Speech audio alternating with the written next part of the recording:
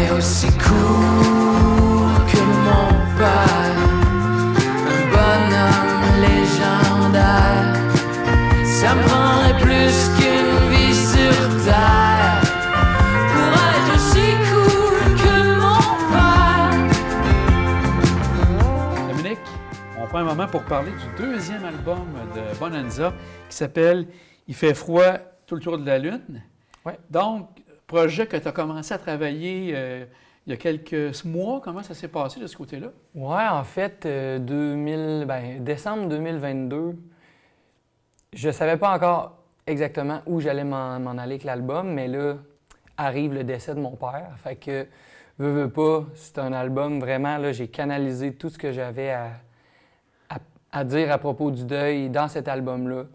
Pas mal les 10 tunes parlent de lui, là, mais parlent toutes de mon père et du deuil de façon différente. Plus le temps passait, plus mon rapport au deuil était différent. Puis c'est un peu ça que les 10 chansons parlent. OK, donc, tu les as faites de façon progressive. Exact. Et Ouais. tranquillement, pas vite, comme tu disais, tu es allé chercher les différentes facettes, comment le deuil t'a touché. Exactement. Il y en a une, là, Ça finit par passer, qui est une des grosses tunes de l'album. Elle, c'était vraiment... J'étais pas dans l'acceptation, là, tu sais, j'étais encore dans le... Ça se peut pas, dans le déni, exactement. Puis on a d'autres pièces, par exemple, comme Cool, que là, j'étais rendu dans mon processus du deuil où, pas je banalisais, là, mais je voulais quasiment comme le dédramatiser, tu sais, en rire, tu sais. Okay. La chanson Cool, bref, elle se prend un peu moins au sérieux. On va dire la phase d'acceptation, on pourrait dire, à ce moment-là? J'étais plus là-dedans, ouais. J'étais plus comme célébrer mon père, quasiment rire de ces petites anecdotes de bonhomme, tu sais, puis de les mettre en chanson. Puis ça me faisait autant de bien que de pas y croire au début, là, tu sais. Puis j'ai vu qu'il y a un autre extrait qui est sorti, 2012, où tu fais un retour dans le passé aussi, sûrement en lien avec ton père, si j'ai bien compris. Exact, oui, de me rappeler à quel point on était bien et insouciant à 20 ans, à pas trop... Je sais pas, il n'y en avait pas de problème dans ce temps-là, là, tu sais, puis je dis pas que vieillir, c'est pas cool, c'est un privilège, mais les choses sont pas nécessairement plus faciles, tu sais, puis c'est ça, de parler de ça, de ramener la nostalgie du bon vieux temps. Et ton père, est-ce qu'il jouait de la musique lui aussi?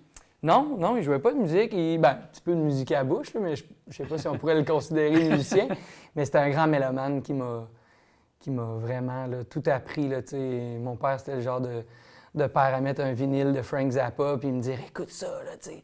Puis ça a vraiment piqué ma curiosité musicale. Puis est-ce que tu crois que ça a orienté le style de musique que tu joues présentement? Ah, assurément.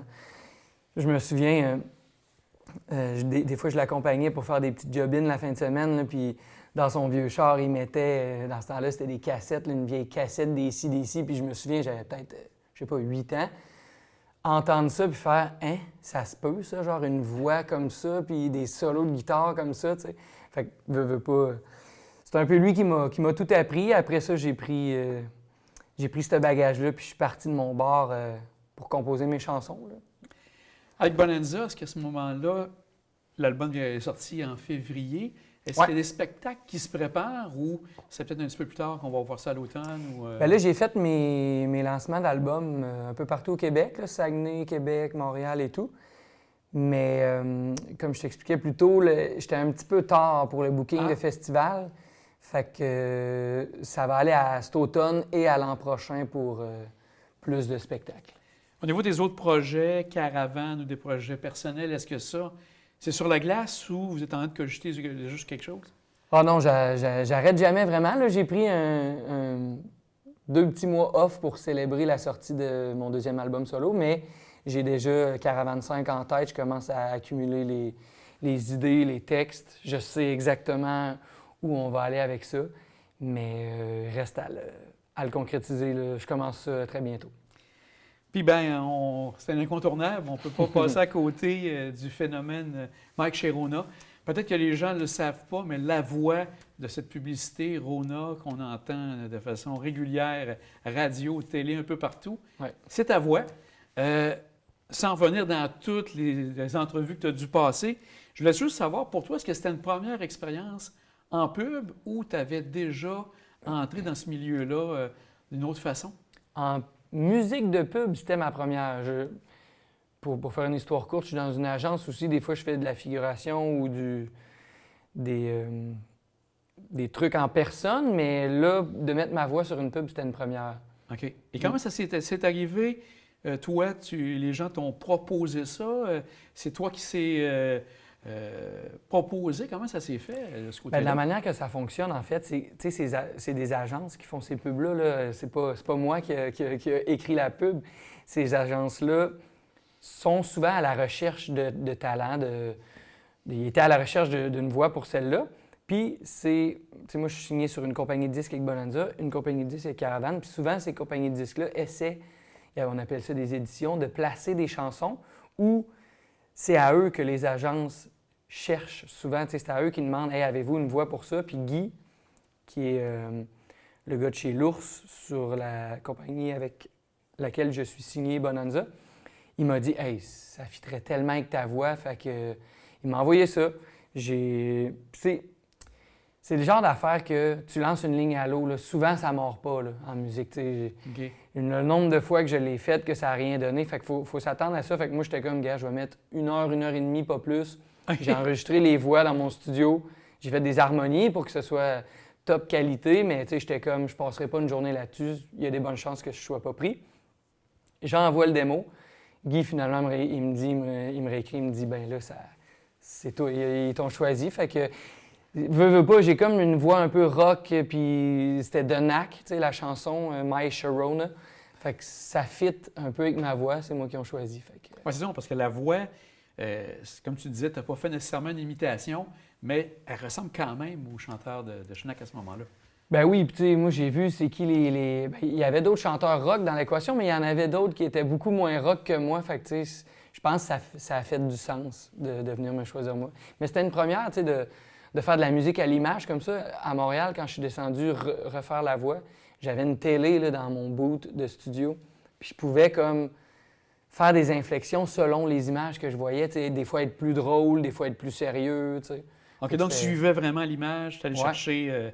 Puis, au niveau de la musique, à ce moment-là, c'est préenregistré? Comment ça fonctionne quand il arrive à faire le tournage et le montage de ça? Donc... tout était déjà fait. La pub a engagé des musiciens. Ils ont refait la chanson pour ne pas payer les droits à tous les niveaux. Là, Ils ont payé les droits musicaux, mais pas les paroles, vu que maintenant c'était des paroles en français. Donc toi, tu as écouté, tu avais, comme tu dis, le visuel, la musique jouait, et là, tu rentrais tête. Je faisais juste chanter, puis c'était vraiment une belle expérience. J'avais le client, l'autre bord d'une vitre, là, je me sentais comme un animal au zoo. Tu es regardé l'autre bord de la vitre, puis tu es comme, OK, il faut que je livre la marchandise. Et ça, ben, je pense que ça va au-delà que toi-même, et même l'agence de pub, et même Rona, voient ça comme étant quelque chose assez extraordinaire, ce qui se passe actuellement. Là. Oui, je pense qu'ils sont agréablement surpris. Là. On a repayé un deuxième cycle. Souvent, quand c'est comme ça que ça marche en pub, là, souvent, ils signent pour, mettons, 13 semaines, exemple. Puis après ça, ils voient, est-ce que ça va bien, est-ce que ça va moins bien. On ne payera pas je ne sais pas combien de dollars si la pub ne marche pas, mais là, la pub, elle a explosé. Fait que là, on repaye un autre cycle. Puis, as-tu eu l'occasion de rencontrer lui qui personnifie Mike à ce moment-là? Hey, non, pas encore. J'ai failli faire un... Ah oui? Il y a eu une entrevue là, à Radio-Can. Ils m'ont demandé d'y aller, mais j'ai pas pu. OK. Mais ça va peut-être se concrétiser. Ça fait quand même un mix spécial, un mix particulier. Puis, c'est vraiment quelque chose qui a fait vraiment parler, qui continue encore. Ouais. Est-ce que tu as pu mettre ton grain de sel à ce moment-là par rapport à tout ça? Ou bien c'est très, très canné, puis tu n'as pas grosse marge de manœuvre à ce moment-là? Vraiment, en fait. Sidley, l'agence qui ont fait de la pub, ils m'ont vraiment donné carte blanche. Ils m'ont laissé aller. Même en studio, j'essayais des trucs. Là, il y a la grosse fin alternative que j'ai faite à Weekend. C'est vraiment là, une voix dans le piton très aigu, Robert Plant de Led Zeppelin style. Là. Mais elles, ils l'ont pas gardé. Ça, c'est Rona qui a décidé peut-être que c'était un petit peu trop rock pour la pub, mais ça reste qu'eux autres, ils étaient comme « lâche-toi là, on essaye des trucs ». Puis c'était vraiment le fun pour ça. Puis ça prend combien de temps à faire un enregistrement du genre?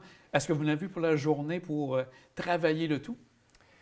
Oui, tu sais, c'est sûr que moi, j'ai pas chanté toute la journée, mais on a passé une journée là-dessus, tu sais, mais je dirais que moi, un genre d'avant-midi, là, 2-3 heures, c'était fait. Là, tu sais. Après ça, c'était juste de regarder qu'est-ce que vous voulez, est-ce qu'on modifie des trucs. Des fois aussi, c'est en télé, il faut vraiment faire attention à la prononciation. Tu sais. Moi, je me souviens, le mot « fan », toutes les fans chez Rona, tu sais, ce mot-là, mettons, on l'a repris, puis on a fait attention pour que le « N » sorte bien. Fait que, tu sais, c'est toutes des choses que j'avais pas faites comme ça dès le départ, mais qu'on prend le temps d'écouter puis de retravailler par après. Mais Dominique, c'est toujours un plaisir de te rencontrer. On te souhaite bonne Pareillement. chance pour l'album, justement ton deuxième album avec Bonanza. Puis aussi, ben, un grand merci d'être passé pour Toujours nous un parler de ce qui plaisir. se passe ici. Yes. Un gros merci à toi. Merci.